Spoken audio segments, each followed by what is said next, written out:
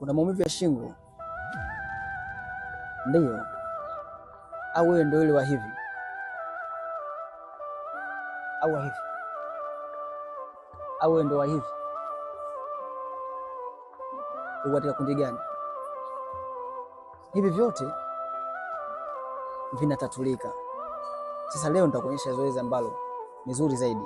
Kama unahisi maumivu ya shingo, acha kufanya instead, fanya hivi. Chukua mkono wako wa kulia, shika hapa kwenye kichwa, bendisha kichwa hivi. Huu mkono wako fanya kama unapeka juu, shusha, nenda mara 20. Na uhakika hii itaweza kukusaidia kabisa kuondoa changamoto yako ya maumivu makali sana kwenye shingo. Ikiwa hujanielewa, andika neno msaada au wasiliana moja kwa moja ili nikupe mfumo sahihi wa mazoezi na mfumo sahihi wa tiba ili kuweza kutatua changamoto yako kutoka hapo kwenye chanzo. Unachelewa sasa. Chukua hatua.